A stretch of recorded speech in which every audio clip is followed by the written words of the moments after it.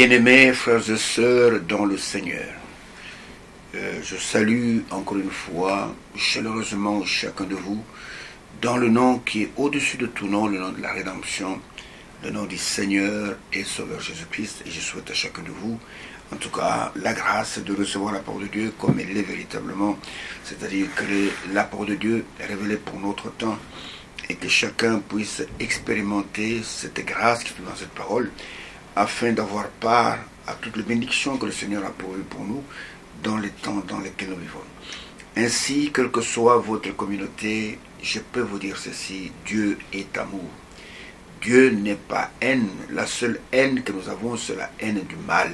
Vous comprenez? Mais en dehors de ça, nous aimons notre prochain, qu'il soit d'accord avec nous, qu'il soit en contradiction avec nous. Nous aimons tout le monde. Le Seigneur a dit, si vous aimez seulement ceux qui vous aiment, quel avantage, quelque chose d'extraordinaire que vous faites. C'est-à-dire que vous devez aimer même ceux qui ne vous aiment pas, ceux que vous persécutent, ceux qui vous maltraitent. Et nous voyons que pour vivre cela, il faut que la vie chrétienne puisse venir en vous. Ainsi, que la grâce du Tout-Puissant repose sur vous. Je vous dis simplement que Dieu vous aime et que la volonté de Dieu est que tout homme puisse parvenir à la repentance et qu'il puisse expérimenter le salut. Et partout, ces émissions vont vous atteindre, que vous soyez en Afrique, que vous soyez en Europe, que vous soyez au Proche-Moyen-Orient, que vous soyez en Asie, que vous soyez en Papouasie, que vous soyez n'importe où, que la grâce du Tout-Puissant repose sur chacun de vous et qui vous donne la capacité de discerner en quel temps nous vivons et quelle est la parole du jour pour le temps que nous vivons et que vous puissiez échapper, prendre ce chemin échappatoire pour échapper aux jugements qui vont bientôt frapper donc cette terre. Je peux vous dire ceci, mon bien-aimé frère, bien-aimé sœur, ne placez pas votre foi, votre confiance dans ce qui est fait de main d'homme. Aucune communauté ne peut vous sauver. Aucun pasteur ne peut vous sauver. Aucun archibishop, aucun bishop, tous ces gens-là, c'est bien, ils peuvent être des serviteurs de Dieu, mais le salut se trouve en un seul. Et ce seul, c'est le Seigneur Jésus-Christ. Et si vous ne l'acceptez pas comme votre Seigneur, votre sauveur personnel, et que vous placez votre foi dans des hommes mortels, vous êtes un pauvre malheureux.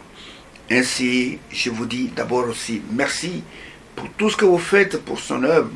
Merci à chaque frère, à chaque sœur, pour vos prières, premièrement, ceux qui prient pour nous, que Dieu bénisse pour cela. Il y a des personnes qui nous disent, écoutez, chaque jour, dans nos prières, frères, nous mentionnons votre nom. Que Dieu bénisse toutes ces personnes qui prient pour les serviteurs de Dieu. Et nous remercions aussi tous ceux qui, par leurs faibles moyens, contribuent d'une manière parfois financière, parfois matérielle, à l'avancement du royaume, en finançant l'œuvre de Dieu. Que le Seigneur vous rende en centuple ce que vous faites pour son œuvre.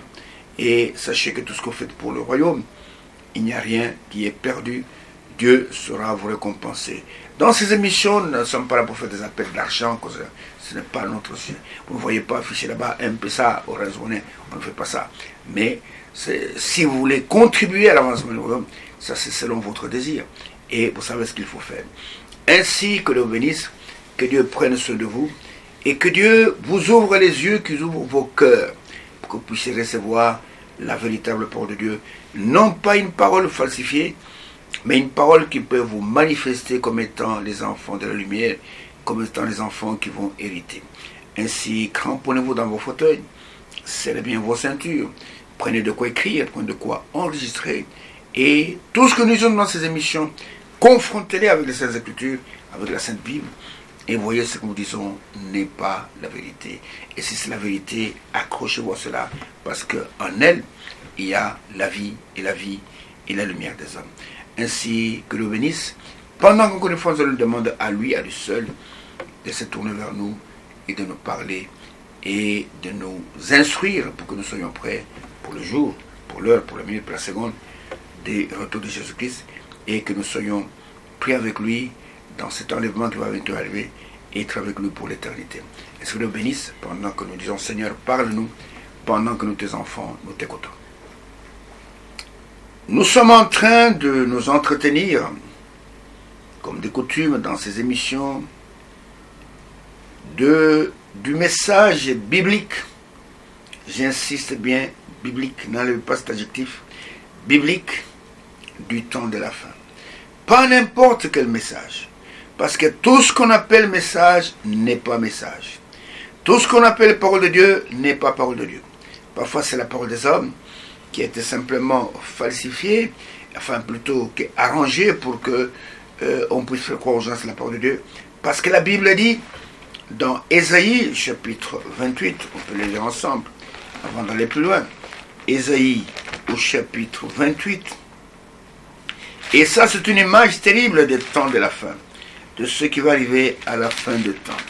Dans Ésaïe chapitre 28, et je prends seulement à partir du verset 8, regardez ce tableau sombre que le prophète donc nous étale des temps de la fin et ce qui va arriver au temps de la fin.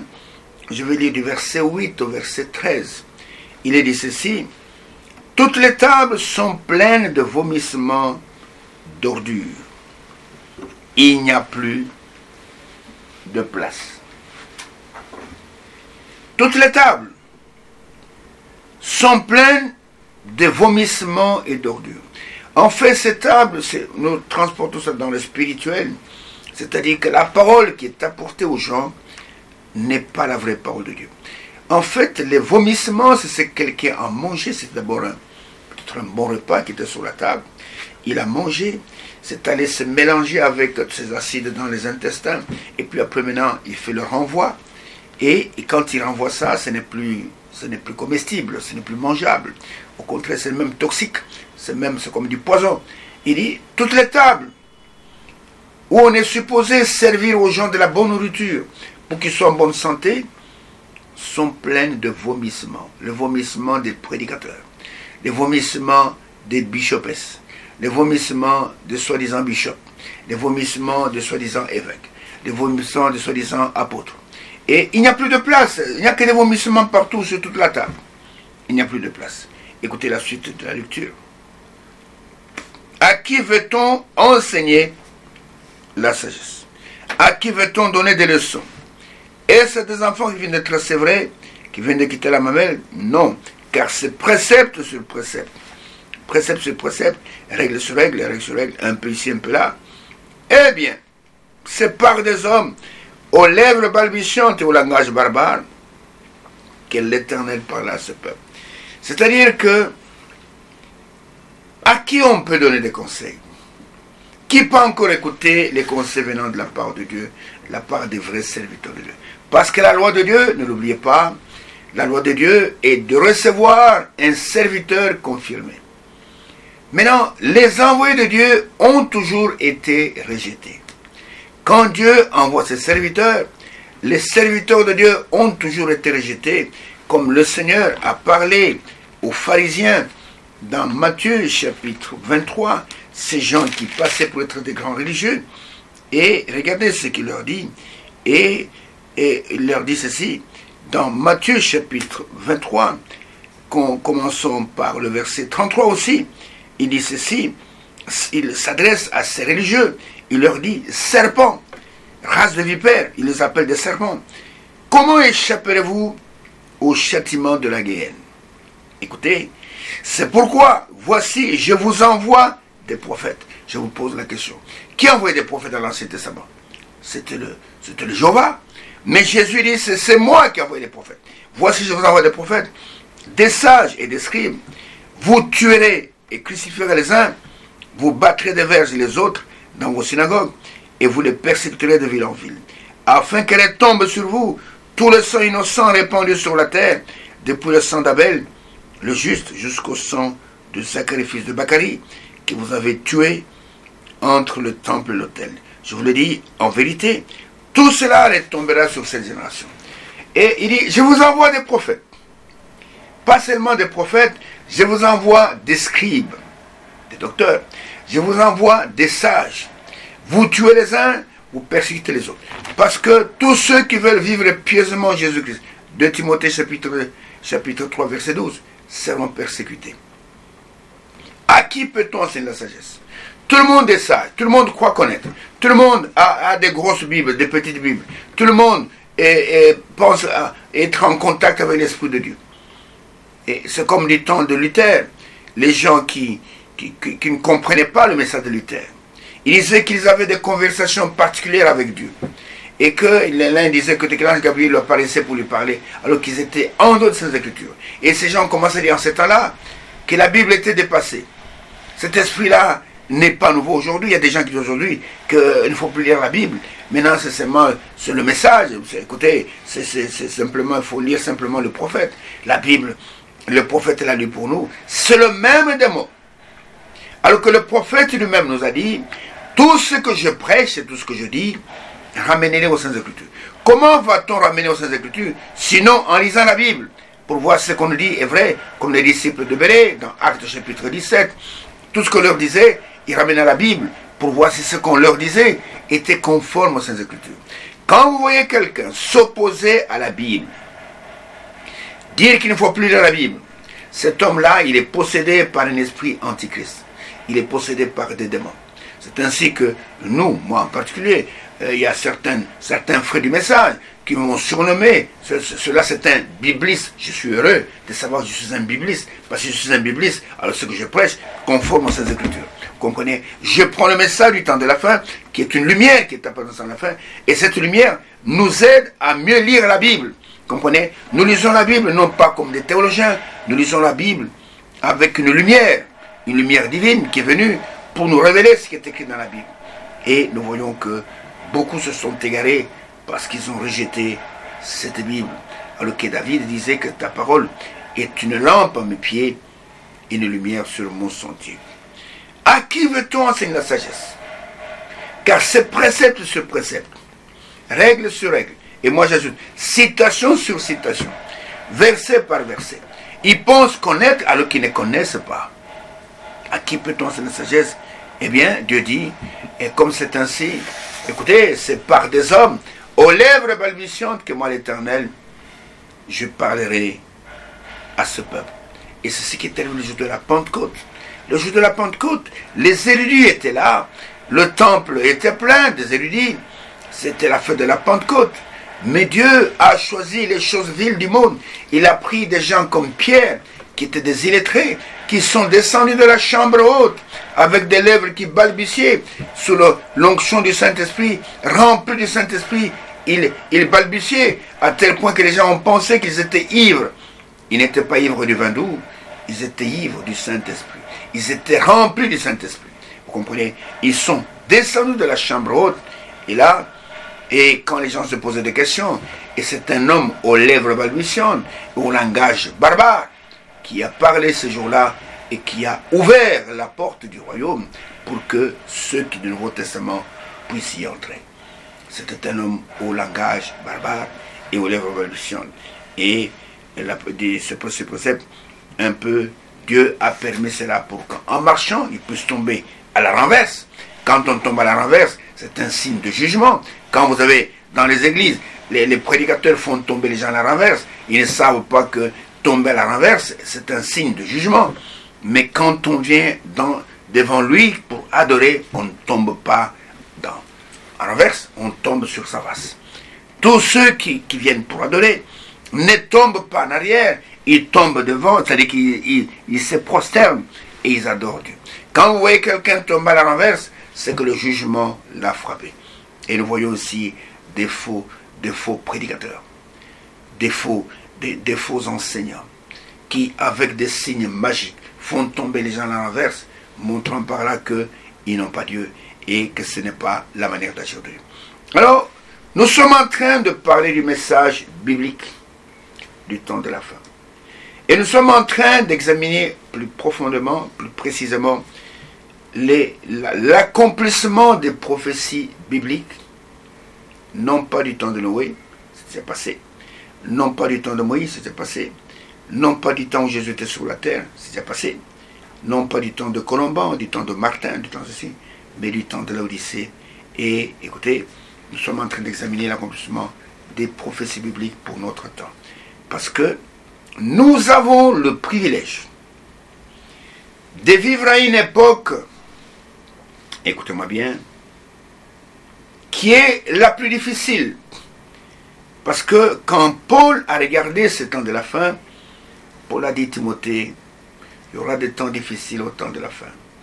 C'est de Timothée chapitre 3. Et c'est des temps difficiles, mais c'est en même temps des temps glorieux. Des temps glorieux, pourquoi? Parce que ce sont des temps qui vont voir le retour de Jésus-Christ pour chercher son épouse. C'est un événement mondial que tout le monde attend. Alors c'est ainsi que nous répétons tout le temps cette écriture, Romains chapitre 9, verset 28, où l'apôtre dit ceci, l'apôtre Paul, en paraphrasant l'Ancien Testament, « Car le Seigneur exécutera pleinement et promptement sur la terre tout ce qu'il a résolu. Aucune parole sortie de sa bouche ne peut rester sans effet. Tout ce qu'il a prononcé comme parole s'accomplira certainement selon ce que lui-même a dit dans Ésaïe au chapitre 55. Le prophète Ésaïe, chapitre 55. Commençons par le verset 8 jusqu'au verset 11. Ésaïe 55, du verset 8 au verset 11. Voilà ce qui est écrit. C'est l'Éternel qui parle. Ce sont ses propres paroles. Il dit, car mes pensées ne sont pas vos pensées, et vos voix ne sont pas mes voix, dit l'Éternel. Donc c'est lui qui parle. Autant les cieux sont élevés au-dessus de la terre, autant mes voix sont élevées au-dessus de vos voix.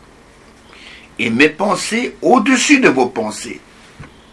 Comme la pluie et la neige descendent des cieux, et n'y retournent pas sans avoir arrosé, fécondé la terre, et fait germer les plantes, sans avoir donné de la semence au semeur, et du pain à celui qui mange. Écoutez, verset 11.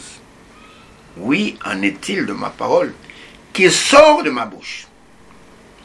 Elle ne retourne point à moi sans effet, sans avoir exécuté ma volonté et accompli mes desseins.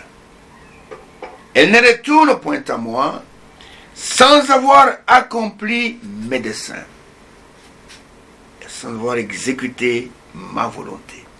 Ainsi nous voyons que chaque parole qui sort de sa bouche, que ce soit des paroles de bénédiction, que ce soit des paroles de malédiction, tout cela arrivera. Vous comprenez? Il y a une idée qui me vient à l'esprit, une histoire qui me vient à l'esprit.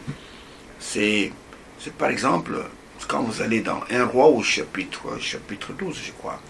1 Roi au chapitre 12. Il est là question d'une histoire triste, d'une histoire d'un jeune roi, d'un jeune prophète et d'un vieux prophète. Alors c'est plutôt... c'est 1 Roi chapitre 13, pas chapitre 12. Et ce jeune prophète a été envoyé par Dieu en Samarie vers Jéroboam, à qui Dieu avait donné 10 tribus, qui était général de Salomon après la mort de Salomon. Dieu a divisé le royaume à cause de l'idolâtrie de Salomon. Il a pris 10 tribus, il a donné à Jéroboam. Et il a seulement gardé 2 tribus pour le propre fils de Salomon qui était Roboam. Et Jéroboam a eu 10 tribus. Et Dieu a dit à cet homme, si tu marches fidèlement dans mes voies, tu fais ce que je te dis, si tu écoutes ma parole, alors je te bénirai, et je rendrai ton nom aussi grand. Je bénirai ta postérité. Mais nous voyons que Jéroboam, qui a eu peur de Roboam, parce que Roboam avait gardé Juda, il était de Juda, parce que David et sa descendance étaient de Juda. Et Jéroboam est allé fabriquer un veau d'or, qu'il a placé en Samarie, et il a dit à toutes les 10 tribus qui le suivaient, que Dieu l'avait donné, voici votre Dieu qui vous a fait sortir de l'Égypte. Un péché grave, parce que Dieu ne supporte pas l'idolâtrie. Tous ceux qui font des statues qui s'agitent devant elles, qu'ils sachent qu'ils ne verront pas la face de Dieu, mais ils verront sa colère. Partout où on s'agenouille devant des statues, c'est la colère qui vous attend. Et Dieu a envoyé un jeune prophète pour prononcer une parole de jugement contre Jéroboam. Et Jéroboam était là, avec toutes ses autorités, tous ses dignitaires, en train de brûler des parfums pour des dieux étrangers, quand ce prophète, ce jeune est venu, et que ce jeune prophète a parlé, il a tendu la main, il a dit, toi autel, on brûla des ossements d'hommes sur toi, ainsi de suite, et il a maudit l'autel sur lequel le roi était en train de parler. Et il a même donné un signe, que voici le signe par lequel vous reconnaîtrez que c'est Dieu qui a parlé par moi, l'autel va se fondre et les cendres vont se répandre. Et la chose est arrivée. Et pendant qu'il parlait, Jéroboam a ordonné à sa garde prétorienne d'arrêter cet homme. Parce qu'il a parlé contre le roi et contre l'autel du roi. Et quand Jéroboam a tendu sa main comme ça, pour dire, écoute, arrêtez cet homme, il ne pouvait plus la ramener comme ça. Le bras est resté comme ça. Jéroboam a eu peur. Et Jéroboam a dit à cet homme, oh mon Dieu, parle, homme de Dieu, parle à ton Dieu pour que je ramène mon bras. Et l'homme de Dieu a parlé, le bras est venu. Et tout le monde était dans l'étonnement. Et Jéroboam a dit, écoutez, mon ami, en tout cas je vois que tu es un serviteur de Dieu. Je t'invite à manger avec moi. L'homme l'a dit, celui qui m'a envoyé m'a dit, tu ne mangeras pas, tu ne boiras pas en cet endroit-là. Tu vas seulement prononcer la parole et puis tu la parles. Et l'homme est monté sur son cheval, il est parti. Et dans cette ville, il y avait un vieux prophète, en Samarie, qui n'était pas venu au rassemblement. Et ses enfants lui ont rapporté, papa, voilà ce qu'on a trouvé là-bas. Il y a un monsieur qui est venu, un homme, un prophète de l'Éternel, il a parlé comme ça, comme ci, comme ça, comme ça. Et voilà ce qui est arrivé. Et le roi l'a invité à manger, il a refusé, il est parti. Parce que Dieu lui avait dit de ne pas manger. Et l'homme, le vieux prophète demande, il est parti par où? Il a pris tel chemin. Et il dit, c'est mon cheval, c'est mon âne. Il a pris son cheval, il a suivi le jeune prophète. Lui est aussi un prophète, mais un vieux prophète. Arrivé là-bas, il l'a trouvé en train de se reposer sous un arbre. Il lui a posé la question, es-tu l'homme dont j'ai entendu que tu as fait des choses extraordinaires là-bas, au rassemblement du roi? Il dit, c'est moi. Il dit, je suis venu te chercher pour que tu rentres avec moi et que tu ailles manger chez moi. Il dit, l'Éternel m'a dit de ne ni manger ni boire en cet endroit, mais de repartir. Et l'homme va lui mentir en disant, je suis un prophète comme toi. Le même Dieu qui t'a parlé, c'est le même Dieu qui m'a parlé aussi pour te dire de revenir. Et le jeune prophète, quand il a entendu ça, il a manqué de vigilance, de discernement. Il a accepté. C'est pourquoi je peux vous dire, frère, Dieu ne se contredit pas dans sa parole. Et tu peux venir me dire que toi, femme prédicatrice, que Dieu t'a parlé, que ma servante, je t'ai établi, c'est pas moi pour être prédicatrice, pour être pastoresse, évangélitesse. Je te dirais que Dieu ne se contredit pas. La volonté parfaite de Dieu, c'est sa première parole. Et ce vieux prophète a ramené le jeune prophète. Il a fait un bon repas. Et quand ils ont commencé à manger, alors Dieu a utilisé le vieux prophète là. La voix est sortie en disant, puisque tu as désobéi à ma voix, et que tu es revenu manger dans cet endroit, alors tu n'arriveras pas à destination, tu mourras en chemin.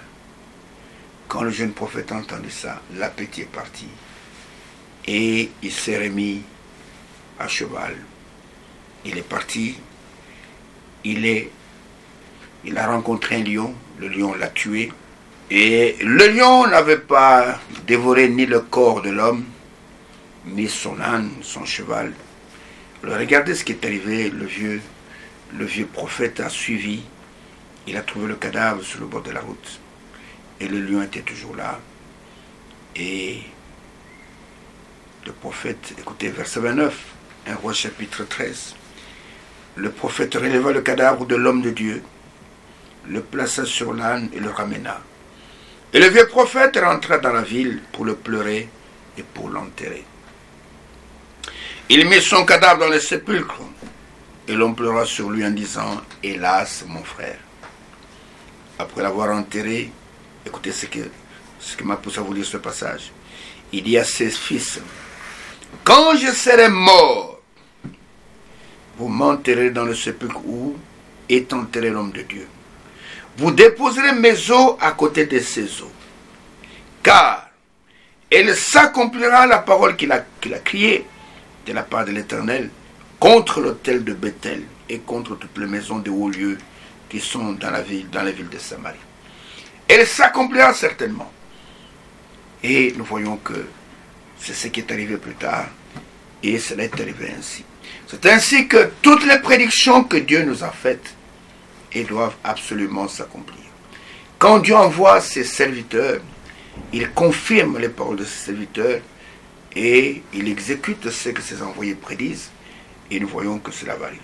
Alors, aujourd'hui, nous allons aborder, je peux dire, dans notre étude, je crois que c'est le dernier point, de prophéties bibliques qui sont en train de s'accomplir pour notre temps, et nous allons parler de la prophétie, des prophéties, c'est-à-dire de l'apothéose, de ce qui nous attend, de ce que tout véritable chrétien a dans son cœur, il est en train d'attendre. Et nous allons parler de l'enlèvement. L'enlèvement de l'épouse de Christ. L'enlèvement de l'église véritable. L'enlèvement du corps de Christ. Ce n'est pas l'enlèvement de tout le monde. Tout le monde peut en parler, mais tout le monde ne sera pas dans l'enlèvement. Tout le monde peut exalter l'enlèvement, il peut lire la Bible, parle de l'enlèvement, mais tout le monde ne sera pas dans l'enlèvement. Alors soyez attentifs. Si vous avez la confusion là-dessus, si ton pasteur te prêche là-dessus, avec des exactitudes, des inexactitudes, écoute attentivement ce que nous avons dans cette émission, ou dans les émissions qui vont suivre, parce que dans ces émissions, nous ne vous disons que la vérité. Je me rappelle il y a quelques années, j'avais un jeune homme que je connaissais, et qui priait dans une grande église ici à Kinshasa. Et son pasteur s'est mis à enseigner sur l'enlèvement. Vous savez, il y a des gens qui trichent. C'est-à-dire que beaucoup de vos prédicateurs-là, des grands prédicateurs, dans leur chambre, ils ont des prédications de Frère Branham. Ils ont des brochures de Frère Branham. Ils ont des bancs de Frère Branham. Alors qu'est-ce qu'ils font dans le secret? Ils étudient ça. Ils écoutent ça, ils les notent, et puis ils viennent pour, excusez-moi le terme, bombarder ceux qui sont dans l'église. Alors les gens sont étonnés. Ah, notre pasteur, moi, il connaît beaucoup de choses. Mais en fait, ce sont des tricheurs. Ils ne veulent pas reconnaître ce que Dieu fait dans notre temps. Ils ne veulent pas reconnaître que Dieu nous a envoyé un prophète. Et que ce que nous prêchons, ça ne vient pas de nous. Notre capacité ne vient pas de nous. Notre capacité vient de Dieu. Ils ne veulent pas reconnaître cela. Mais dans le secret, ils lisent les brochures. Alors ce jeune homme, son pasteur, a voulu prêcher sur l'enlèvement. Alors il les a vraiment embrouillés. Alors il est venu me voir, il dit, écoutez, mon frère, est-ce que tu peux m'expliquer un peu l'enlèvement? Parce que mon pasteur en a parlé, mais je n'ai rien compris. Je ne comprends rien de ce qu'il raconte. C'est tout à fait normal que tu ne puisses pas comprendre, parce que l'enlèvement n'est pas pour tout le monde. L'enlèvement n'est pas pour les dénominations. L'enlèvement n'est pas pour les groupes de prière. L'enlèvement n'est pas pour les églises de réveil. L'enlèvement n'est pas pour les églises pentecôtistes. L'enlèvement, retenez ceci, est uniquement pour le corps de Christ, qui est l'église véritable. C'est ce corps seulement qui partira dans l'enlèvement. Et écoutez, dans l'enlèvement, qu'est-ce qui se passe? Nous allons le voir en détail. Mais nous allons aller pas à pas. C'est-à-dire que vous entendez bien enlèvement. C'est-à-dire dans ce mot enlèvement, il y a le mot enlever. Enlever, c'est-à-dire que, et qu'est-ce qui se passe? il y a des gens qui seront enlevés de la terre, qui vont monter de la terre. Et cet enlèvement, nous allons le voir, coïncide exactement avec le retour de Christ. Pendant que ces gens sont enlevés, qu'ils quittent la terre, par une action surnaturelle, sans avion, sans fusée, pendant qu'ils sont en train de monter, il y a quelqu'un au ciel qui quitte le ciel. C'est le Dieu Tout-Puissant, dans son corps de rédemption, qui quitte le ciel, qui descend, et la rencontre entre ceux qui ont quitté la terre et celui qui a quitté le ciel se fera non pas sur la terre, non pas dans une ville de ce monde, que ce soit Paris, que ce soit Washington, que ce soit Tokyo, que ce soit, c'est pas moi, Tel Aviv, que ce soit même Jérusalem. Non. La rencontre entre ceux qui sont enlevés et celui qui descend va se faire dans les airs. Nous allons voir tout cela en détail. Alors c'est pourquoi si quelqu'un te dit aujourd'hui que le Seigneur est déjà venu et que l'enlèvement a déjà eu lieu, et lui-même quand il te dit ça, il est sur la terre, il y a quelque part une séduction qui est intervenue et cette personne est dans la séduction, elle ne le sait pas. Quand l'enlèvement arrive, écoutez-moi bien, et qu'il y a des hommes et des femmes prédestinés avant la fondation du monde, ces hommes et ces femmes, ils sont la sémence prédestinée d'Abraham, ils sont sa postérité. Quand ils quittent le sol et qu'ils sont en train de monter, avant de quitter le sol, il y a des choses qui vont arriver, nous allons le lire. Entre autres, avant de quitter le sol, leurs corps seront changés. Ils vont revêtir des corps immortels. Ils vont revêtir des corps incorruptibles. Des corps qui ne verront plus jamais la corruption. Des corps qui ne verront jamais la mort. Et avant de quitter la terre, ils doivent hériter ces corps-là. Et quand ils... Parce que la Bible dit que la chair ici et le sang n'hériteront pas du royaume. Quand ils vont quitter et qu'ils auront des corps glorifiés qui vont commencer à monter, celui qui vient là en haut, il a aussi un corps glorifié parce que la Bible dit que nous le verrons tel qu'il est. Quand nous serons enlevés, nous serons semblables à lui. C'est ce qui est écrit dans 1 Jean. J'anticipe un peu. Regardez, dans la première épître de Jean, au chapitre 2, qu'est-ce qu'il est dit? Prenons d'abord au chapitre 2, verset 28, verset 29, il est dit, et maintenant, petits enfants, demeurez en lui, afin que lorsqu'il paraîtra, nous ayons de l'assurance, et qu'à son avènement, ou à son retour, nous n'ayons pas la honte d'être éloignés de lui. Si vous savez qu'il est juste, reconnaissez que quiconque pratique la justice est né de lui.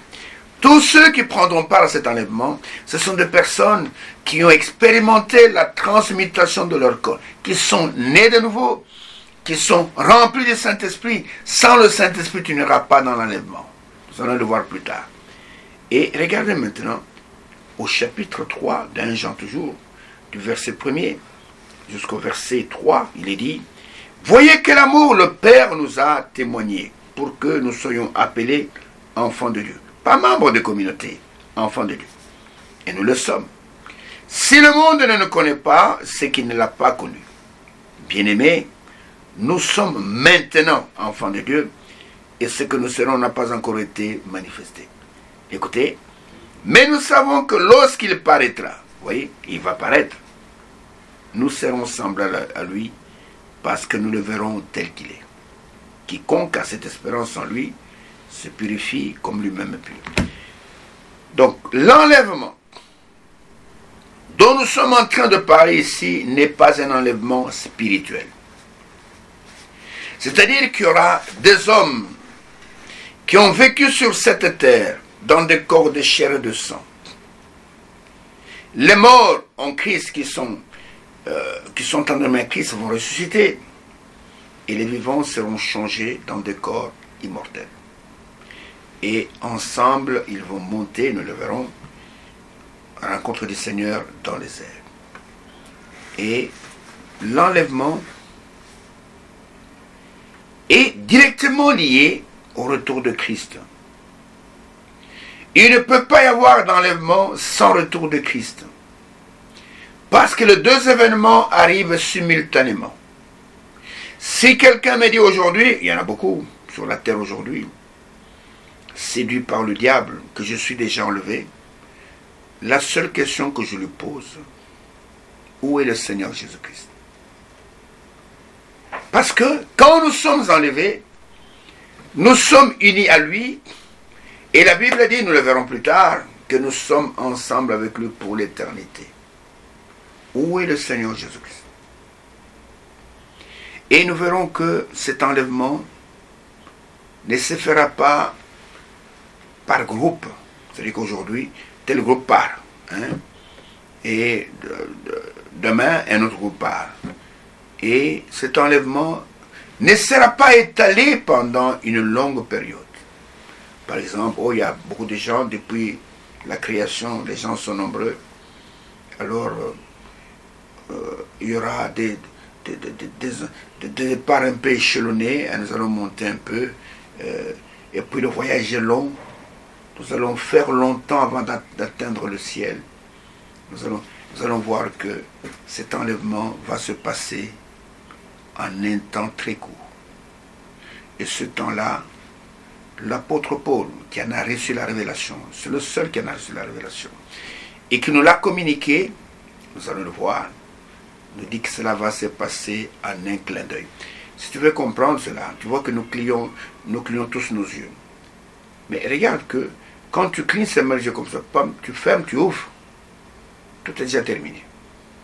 En un clin d'œil, en une fraction de seconde. Et les gens vont disparaître de la terre. C'est ce que la Bible dit, nous le verrons plus tard. Mais retenez ceci, que la promesse de l'enlèvement est directement liée à la promesse de son retour. Il n'y a pas d'enlèvement sans retour de Christ. Parce que les deux événements se passent au même moment, simultanément. L'épouse quitte la terre et l'époux quitte le ciel. Et la rencontre se fait dans les airs. Regardez encore un point important que je voudrais vous entretenir avant d'entrer dans le vif du sujet de l'enlèvement. Et lui-même a fait la promesse dans Jean chapitre 14. Dans Jean chapitre 14, nous allons le lire du verset 1er jusqu'au verset 6. Mais avant de lire ce passage, il faudrait d'abord placer le contexte, pour se comprendre ce qui se passe, pour se comprendre que l'enlèvement n'est pas pour tout le monde. Quand le Seigneur a commencé son ministère terrestre, le Seigneur a choisi ses disciples. Il n'y a jamais eu de concours pour savoir qui était le plus intelligent pour devenir disciple de Jésus. Mais il a choisi ses disciples selon la prédestination. Il est allé chercher Pierre, plutôt Simon. Il ne s'appelait pas Pierre. Il s'appelait Simon, fils de Jonas. C'est le Seigneur qui va ajouter à son nom de Pierre, il va ajouter à son nom de Simon, il va ajouter Pierre. Il va lui dire, tu es Simon, fils de Jonas. Désormais, on t'appellera Céphas, c'est-à-dire Pierre. Et je ferai de toi un pécheur d'hommes. Il est allé chercher tous ses disciples. Et parmi eux, il a cherché un démon. Et ce démon, c'était Judas. Parce qu'il n'était pas possible qu'un fils de Dieu accomplisse cette mission de trahison. Il fallait qu'il y ait un démon pour faire ça. Et quand je dis un démon, je n'exagère pas. Parce que lui-même l'a dit dans Jean chapitre 6. Quand il leur a dit, mais pourquoi vous ne partez pas comme les autres? Pourquoi vous ne me quittez pas? Et Pierre, Pierre lui a dit, Seigneur, à qui d'autre irons-nous? Nous avons connu que tu es le Christ. Et nous avons connu que tu es celui qui devait venir. Comment nous... Quand Pierre disait ça, tous les 12 étaient là, y compris le démon. Et dans Jean chapitre 6, quand Pierre a dit ça, et Jean chapitre 6, je peux commencer au verset 68, au verset 70, Simon Pierre lui répondit, Seigneur, à qui irions-nous? Tu as les paroles de la vie éternelle. Et nous avons cru, et nous avons connu que tu es le Christ, le Saint de Dieu. Écoutez la réponse de Jésus. Jésus lui répondit, n'est-ce pas moi qui vous ai choisi, vous les 12, et l'un de vous est un démon. Il n'a pas cité le nom du démon. Il a dit, n'est-ce pas moi qui vous ai choisi? Mais parmi vous, il y a un démon. Parmi vous les 12. Et aussi longtemps que le démon était là, le Seigneur n'allait pas dans certaines choses en profondeur. Et regardez, il les a gardés ensemble avec le démon. Arrivé au chapitre 13 de Jean, l'évangile de Jean, c'est un évangile un peu spécial. Vous savez, l'évangile de Matthieu, c'est l'évangile du lion. Selon le 4 êtres vivants, la face du lion, à la face du veau, à la face de l'homme, à la face de l'aigle. Mais l'évangile de Matthieu, c'est l'évangile du lion, qui présente Christ comme étant le roi.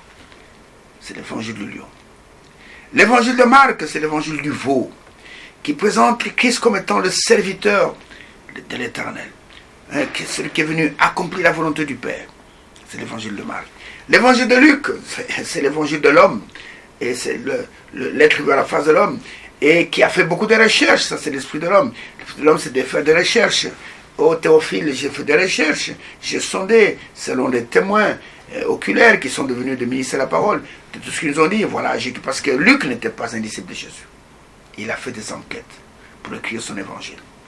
Mais l'évangile de Jean, c'est l'évangile de l'aigle. Et c'est l'évangile de quelqu'un. Regardez, Jean n'a pas commencé son évangile à la naissance de Jésus comme les autres. Matthieu a commencé par la naissance. Marc a commencé avec le ministère de Jean-Baptiste. Et vous comprenez, Luc a commencé par la naissance de Jésus. Mais Jean est allé au commencement. Jean commence son évangile en disant, au commencement était la parole. Et la parole était Dieu. Ainsi de suite. Et la parole était faite chair. Jean est allé loin. Et c'est un évangile un peu spécial. Et regardez que dans l'évangile de Jean, Jean montre que le Seigneur a marché avec les 12, parmi lesquels il y avait un démon. Jusque dans Jean chapitre 13. Là où il a pris le repas du Seigneur, où il a changé la Pâque, il a changé en repas du Seigneur. Il a changé la Pâque en communion. Il a changé la Pâque en souper du Seigneur. Et pendant le souper, il va dire, l'un de vous va me trahir bientôt. Alors ça inquiétait tout le monde, Seigneur. L'un de nous qui va te trahir, qui est-ce? Il a dit, celui qui mettra la main avec moi dans le plat, celui qui je donnerai le morceau de pain trempé, celui qui va me trahir. Et il a donné ce morceau de pain trempé à Judas. Avant ça, Judas lui m'a posé la question, est-ce moi, Seigneur? Il dit, oui, c'est toi. Et quand Judas a pris ça, ce morceau de pain, la Bible dit que Satan lui-même s'est incarné dans le fils de la perdition. Il s'est incarné dans la perdition. Et Judas est sorti. Regardez, prenez avec moi un peu Jean chapitre 13. Et à partir du verset 30, c'est là où c'est pas ce que je vous dis là. Parce que un peu avant, commençons même pas avant. Je commence au verset 26. Je recommence au verset 26. Il est dit, Jésus répondit, celui à qui je donnais le morceau trempé, et ayant trempé le morceau, il le donna à Judas, fils de Simon l'Iscariote. Dès que le morceau fut donné, Satan entra dans Judas, l'incarnation de Satan dans un homme. Jésus lui dit, ce que tu fais, fais-le promptement, tandis que le moment est arrivé où je dois aller mourir. Mais aucun de ceux qui étaient à table ne comprit pourquoi il lui disait cela. Car quelques-uns pensaient que comme Judas avait la bourse, Jésus voulait lui dire, achète ce dont nous avons besoin pour la fête. Ou qu'il lui commandait de donner quelque chose aux pauvres. Écoutez, Judas ayant pris le morceau, se hâta de sortir. Et la Bible dit, il faisait nuit. C'est qu'il faisait sombre. Cet homme a quitté la lumière pour se plonger dans les ténèbres. Combien de gens qui quittent la parole de Dieu pour se plonger dans les ténèbres? Et la Bible dit qu'il faisait nuit. Ça a une importance. C'est un détail important. Écoutez, et lorsque Judas fut sorti, Jésus dit, maintenant, le Fils de l'homme a été glorifié et Dieu a été glorifié en lui. Ainsi de suite. Et quand Judas est sorti, le Seigneur est resté avec les 11. C'est-à-dire qu'il est resté seulement avec les semences prédestinées à la vie. Celui qui était fils de la perdition est parti. Il est parti. Il est resté avec les semences prédestinées. Ceux qui devaient entrer dans la gloire. À ce moment-là, maintenant, son langage va changer. Vous allez voir que Jean chapitre 14, Jean chapitre 15, Jean chapitre 16, Jean chapitre 17, il va prier. Quand il prie, Judas n'est pas là. Et Jean chapitre 18, c'est l'arrestation, ainsi de suite. Et frère, et il va changer son langage. C'est là qu'il va faire la promesse de son retour. Parce qu'à son retour, il vient pour ceux qu'il a connus d'avance.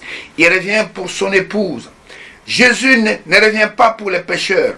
Quand il revient maintenant, l'œuvre de la rédemption est achevée depuis Golgotha. Il ne revient pas pour les pécheurs. Il revient pour ceux qu'il a déjà rachetés lors de sa première venue. Il est venu la première fois pour racheter son épouse. Il revient la seconde fois pour enlever son épouse. Celle qu'il a rachetée par son sang. Oh frère, c'est pour elle qu'il revient. Cette fois-ci, il ne revient pas pour des pécheurs. Et quand il revient cette fois, il ne piétinera pas la terre. C'est pourquoi il a dit à ses disciples, si on vous dit que le Christ est ici, qu'il est dans la montagne, qu'il est dans le désert, n'y allez pas. C'est un mensonge, parce que quand il revient cette fois, il ne foulera pas la terre.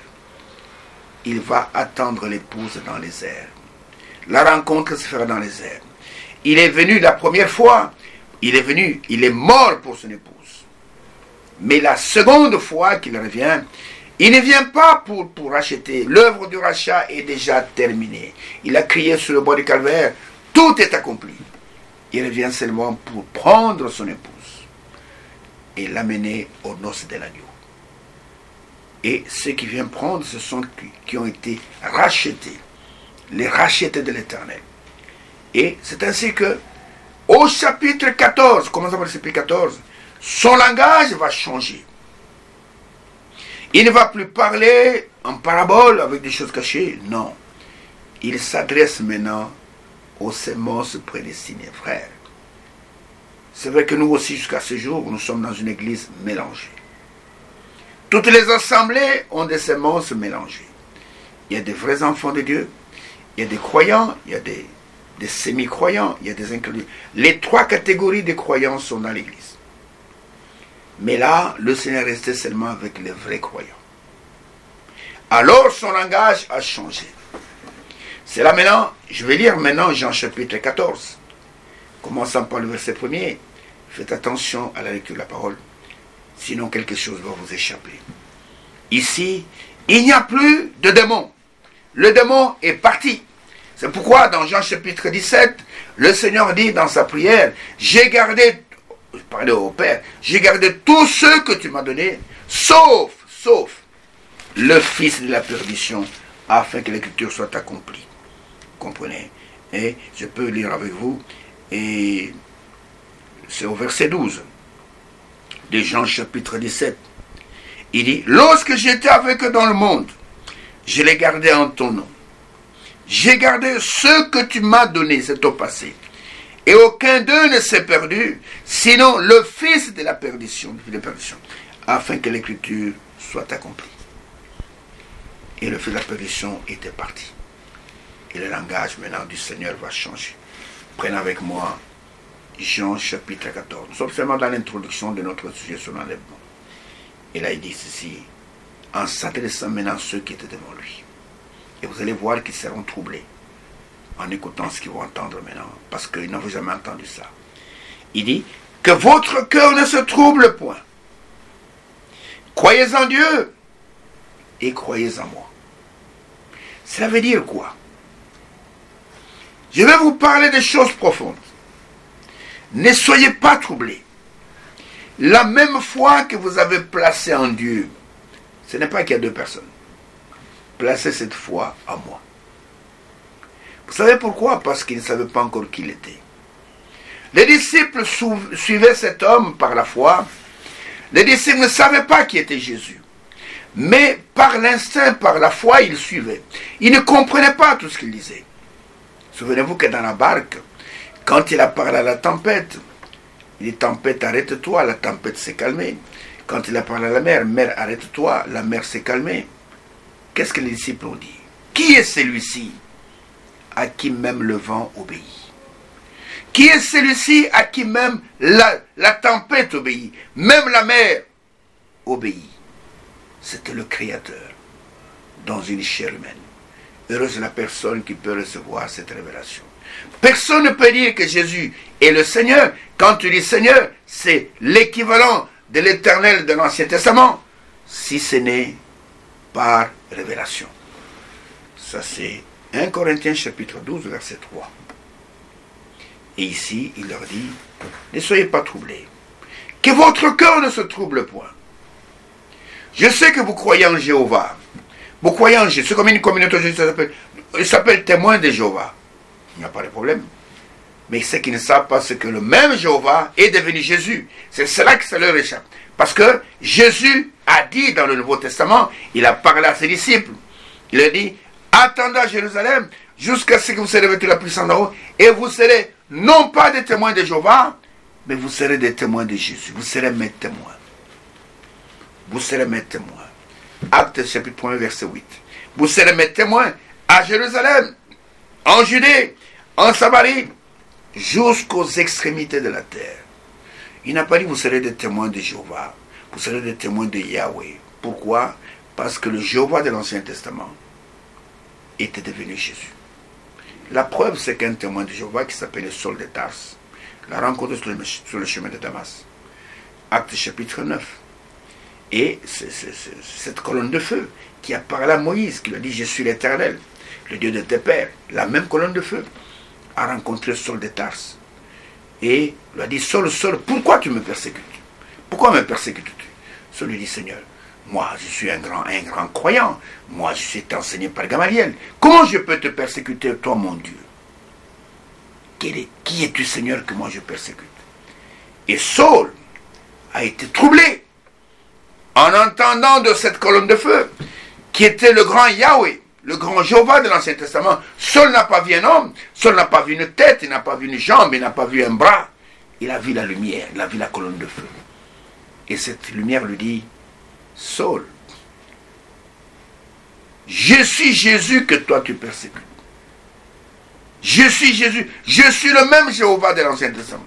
C'est-à-dire que le Jéhovah de l'Ancien Testament est devenu le Jésus dans le Nouveau Testament. Et ça a échappé à beaucoup de gens. Il dit, ne soyez pas troublés. Que vos cœurs ne se troublent pas. Croyez en Dieu. C'est bien, croyez en Dieu. Mais la même foi que vous avez en Dieu, placez-la aussi en moi. J'ai compté la lecture. Il y a plusieurs demeures dans la maison de mon Père. Si cela n'était pas, je vous le redis, je vais vous préparer une place. Écoutez maintenant la promesse bénie. La promesse que nous attendons jusqu'aujourd'hui avec des cœurs brûlants. Verset 3. Et lorsque je m'en serai allé et que je vous aurai préparé une place, écoutez, écoutez, je reviendrai. Pas nous reviendrons. Je reviendrai. Et je vous prendrai avec moi, afin que là où je suis, vous y soyez aussi. Après que je serai parti, il n'a pas dit comment il va partir. Il n'a pas dit quel moyen il va utiliser pour partir. Les disciples ne comprenaient pas ce langage. Ils le voyaient marcher sur la terre, mais dit que je vais partir. Après que je serai parti, et que je vous aurai préparé une place. Et pour le moment, pendant que je vous parle ici, il y a une cité qui est en train de préparer dans le ciel. Cette cité où l'époux et l'épouse vont habiter, la demeure future de l'époux céleste avec l'époux terrestre. est en train d'être préparée. Jean l'a vu sur l'île de Patmos, quand il a vu cette cité, en forme de pyramide, avec 2200 km. Sur le côté, 2200 km, la hauteur, 2200 km, comment je veux dire, en largeur. Et cette cité, qui est en pyramide, dont les rues sont pavées d'or, dont les fondations sont de pierres précieuses, parce que l'époux veut honorer son épouse. Et il dit, je vais vous préparer une place, parce que tout homme qui veut se marier va d'abord préparer là où il va habiter avec son épouse. Et quand j'aurai terminé de préparer la place, je reviendrai. C'est ça la promesse de son retour. Et quand je reviendrai, en même temps, je vous prendrai. Afin que là où je suis, pas là où je serai, lui n'est jamais je serai. Vous n'entendez pas ça de sa bouche. Il est l'éternel je suis. Que vous y soyez aussi. Là où je suis, que vous soyez aussi. Et quand il a dit aux Juifs dans Jean chapitre 8, qu'Abraham, votre père, a vu mon jour, il se réjouit. Ils ont dit, mais toi, jeune homme, tu n'as même pas 50 ans, tu prétends avoir vu Abraham, toi. Tu n'as même pas 50 ans. Les gens qui pensent que Jésus est né seulement à Bethléem. Mais celui qui était dans le corps qui était né à Bethléem était dans l'éternité. Et Jésus dit aux Juifs, écoutez, avant qu'Abraham fût, au passé, moi je suis. Il n'a pas dit j'étais. Non. Avant qu'Abraham fût, moi je suis. Quand Moïse lui a posé la question devant le buisson ardent, c'est vrai, tu m'as dit que tu le donnes. Mais quand je vais rencontrer les anciens qui vont me poser la question, ce Dieu-là, il s'appelle comment? Parce qu'il vérifie tout. Hein. Je vais leur dire quoi? Que c'est Dieu qui m'a rencontré. Et l'Éternel va leur dire, c'est lui qui s'appelle je suis, m'a envoyé vers vous. Il est l'Éternel je suis. Il dit, je reviendrai et je vous prendrai. Voici la promesse de l'enlèvement. Il n'a pas dit comment il va les reprendre. Il dit, je reviendrai. Ça c'est une chose. Il va quitter le ciel et je vous prendrai afin que là où je suis, vous y soyez aussi. Et c'est sur cette promesse que nous reposons jusqu'aujourd'hui. Le Seigneur viendra nous prendre. Qu'il pleuve, qu'il neige. Que les églises parlent dans tous les sens. Mais écoutez-moi bien, quand il a fait cette promesse, Judas n'était plus là. Cette promesse n'a pas été faite aux pharisiens. Cette promesse n'a pas été faite aux Sadducéens, n'a pas été faite aux scribes, n'a pas été faite aux organisations. Il l'a faite à la sémence prédestinée, à la sémence élue, à la sémence promise d'Abraham qui était réunie là, le 11 qui était là et représentait cette sémence. C'est ainsi que cette promesse pour aujourd'hui n'est pas pour tout le monde, seulement pour ceux qui la connaissent d'avance, ceux qui sont la sémence promise. Ainsi, nous nous arrêtons là pour aujourd'hui. Dieu voulant, dans l'émission qui va suivre, nous allons creuser un peu davantage. Ne ratez pas l'émission prochaine et nous allons voir comment cette promesse va se réaliser. En attendant cela, priez pour moi si vous m'aimez. Si vous m'aimez, priez pour moi. Ne me critiquez pas. Priez pour moi. Comment aussi je prie pour vous. Et le Seigneur, quand il verra l'amour qui est entre nous, le Seigneur nous bénira. Ainsi que Dieu bénisse. Et si c'est la volonté du Seigneur qui nous garde en vie, je vous donne rendez-vous